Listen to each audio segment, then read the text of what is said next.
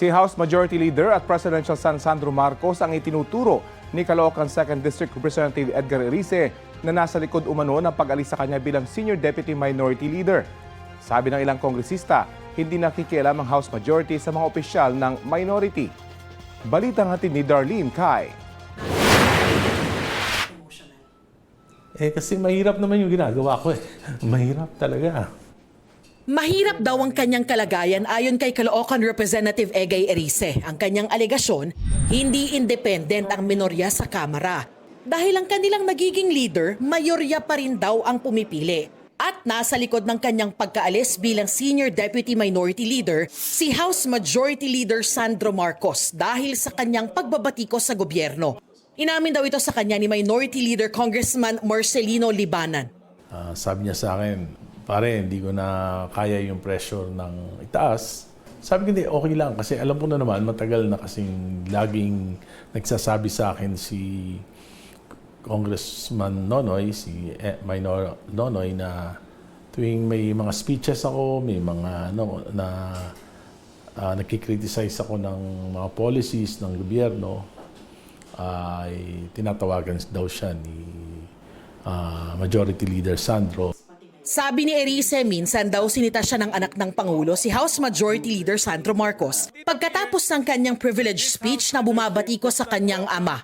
Hindi pa ako tapos magsalita, sinundo na ako sa plenary ni Minority Leader Libanan. So pagkatapos magsalita, ayun, in-escort niya na ako papunta sa office ni Congressman Sandro. Pagdating ko, nandun si Speaker Bojidi, nakaupo. Sabi niya, ano yun? Sabi ko, yung speech ko para yung anti-political dynasty, ano niya, matagal ko na yung advocacy, bata pa ako. Sabi ko, hindi yun. Binabanatan mo yung si Presidente. Sabi ko, hindi banat yun, tulong yun. Malalim mag-isip, tulong yon. Itinanggi ni Libanan na may nag-pressure sa kanya para palitan si Erice. Sinabi ko kay distinguished colleague Erice that I think you see this coming. Ibig sabihin, pinangko ko na siya na baka magpalit na kami ng Senior Deputy Minority Leader. Ibig kong sabihin, nahihirapan na ako magampanan ng aking alter ego ang mga tungkulin dito sa plenary. Hindi po pinalitan ang ating Senior Deputy Minority Leader dahil may pressure sa taas.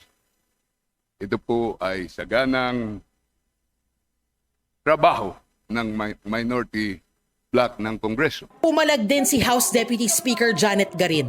Please spare us the majority. Papayag ba ang minorya na sabihin tila sunod-sunuran lang kayo?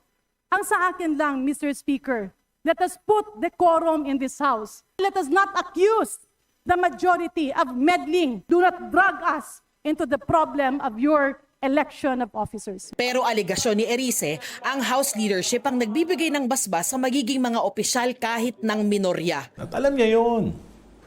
Hindi po posible. Tagal-tagal niya ng congressman. Ano yun?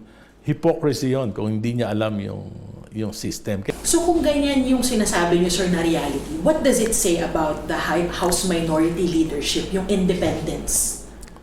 Hindi independent talaga. Hindi independent talaga. Matigas lang ulo ko. Patuloy na sinusubukan ng GMA Integrated News na kunin ang panig ni House Majority Leader Sandro Marcos at ng Malacanang tungkol sa mga sinabi ni Erice. Hinahayaan ng saligang batas ang bawat kapulungan ng Kongreso na pumili ng kani-kanilang mga opisyal sa paraang tingin nila ay kailangan. Pero ayon kay Dr. Maria Fe Mendoza ng UP National College of Public Administration and Governance, delikado kung sakaling totoong aligasyong hindi malayang nakapagdedesisyon ang minorya ng Kamara. Hindi maganda yon kasi walang ibang ideya, walang ibang different perspective na pumapasok doon sa conversation and debate. So parang nagkukunwari lang. Sabi pa ni Mendoza, isa pang mahalaga ay siguruhin na independent o may sariling mga desisyon ang legislatura at hindi naiimpluwensyahan ng ibang sangay ng pamahalaan. Mali yun kasi nga wala na compromise yung independence of each branch of government. Tapos wala yung checks and balances. So ang ano mo doon, kung wala kang checks and balances, di para na lang tayong yun nga yung yes men lahat at wala nang ibang magbibigay ng parang kakaibang opinion.